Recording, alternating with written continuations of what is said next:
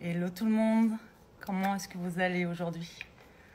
Moi je sors là de 3h40 de transmission avec la tribu holistique Origine où on a parlé de notre rapport à l'argent et du coup c'était intense parce que la notion d'argent ça vient challenger quand on parle d'argent. Vraiment, on a tous un rapport à l'argent qui est différent et parfois, voilà, ça vient nous titiller à plusieurs espaces quand il s'agit d'argent. Et pourquoi on a parlé d'argent? Parce que tout simplement, quand on développe une entreprise, un business, quand on développe des offres, forcément, on parle aussi d'argent. Et en fonction du rapport qu'on a à l'argent, c'est plus ou moins confortable. Voilà. Donc, salut tout le monde! Donc, j'ai envie de rester dans cette énergie et puis de vous partager quelques réflexions autour de ça. Parce que c'est des choses que nous, on a traversées avec Sébastien. Bien sûr, quand on a créé Somasoa, c'est déjà moi aussi des choses que je traversais avant avec mon cabinet en psychothérapie où fixer un prix, c'était pas si évident en fait de mettre un prix à mes offres. D'autant plus qu'à la base, moi, je travaillais pour des entreprises et aussi l'aide sociale à l'enfance et tout ça en tant qu'EduxP. Et donc, il n'y avait pas d'échange d'argent entre mon service et ce que les gens s'offraient. En fait, il n'y avait pas ça. Et c'est une vraie différence. Toutes les personnes qui travaillent pour des entreprises n'ont pas le client qui les paye eux directement. Ou en tout cas, généralement, c'est pas comme ça que ça se passe. Et du coup, c'est une grosse différence quand tout d'un coup, on crée son entreprise, son offre, qu'on apporte de la valeur et que tout d'un coup, on doit poser des tarifs sur ce qu'on apporte. Ça met certaines pressions et parfois il y a des confusions. Il y a des confusions et donc là, c'était vraiment intéressant de voir ce qui se jouait aussi pour chacune là dans la tribu. Il y a des confusions entre je pose un prix sur comment j'offre quelque chose, par quoi je passe et sur le pourquoi. Et le pourquoi, c'est la valeur que je vais apporter. D'accord?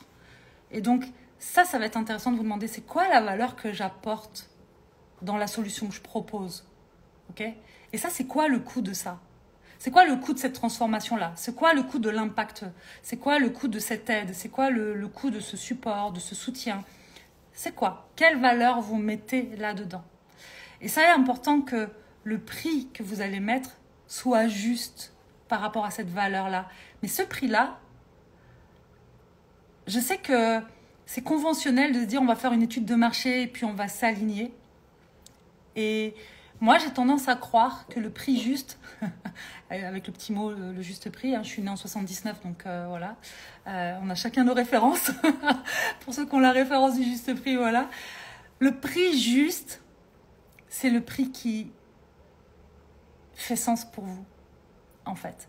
Parce que votre offre, qu'elle soit à 30 €, 100 €, 3000 €, 30 000 € et que sais-je, vous ne la vendrez que si ça fait sens pour vous en fait.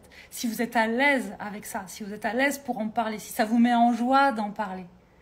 Et donc, au lieu de vous demander, ok, est-ce que les gens sont prêts à dépenser tant pour telle chose? En fait, c'est pas la question. La question, c'est plutôt de vous demander quelle est la valeur que j'apporte? Qu'est-ce qui me fait vibrer là-dedans? Comment j'en parle?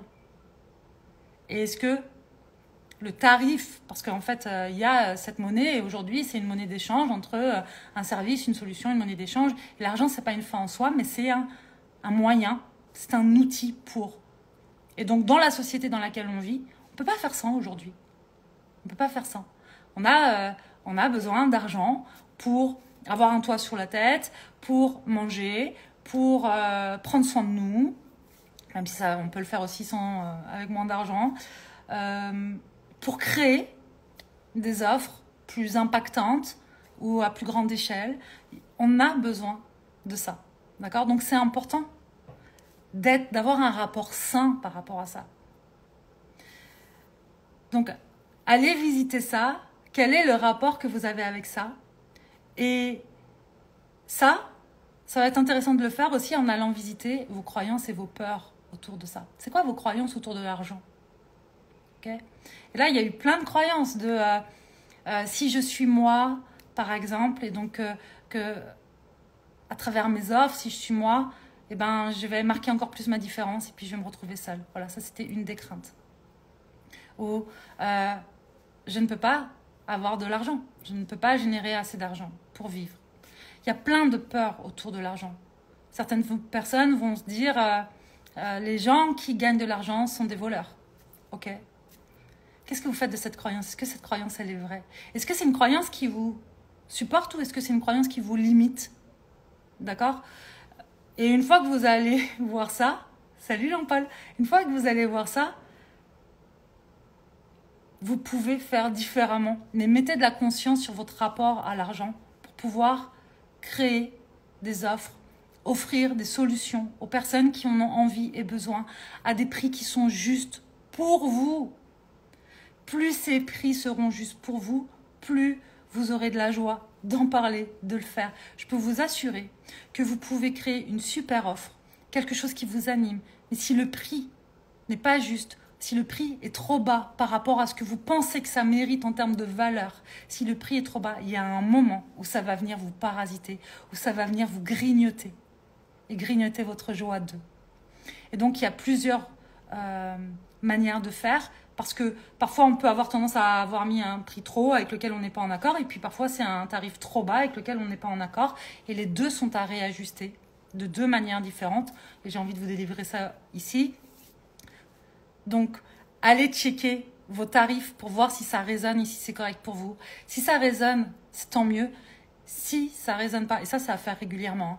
Si ça résonne pas, si c'est pas correct pour vous, s'il y a des endroits de friction par rapport à ça, si vous n'êtes pas à l'aise pour en parler, soit c'est pas assez, c'est pas à la hauteur de la valeur que vous offrez selon vous. Et donc, vous réajustez votre tarif et à vous de communiquer de façon claire par rapport à ça pour expliquer la valeur que vous apportez aux gens, à vos clients. Soit votre tarif est trop élevé et dans ces cas-là, il ne s'agit pas de le diminuer, mais il s'agit de faire que votre offre, d'ajouter de la valeur à votre offre qui existe déjà pour qu'elle s'aligne à ce tarif-là.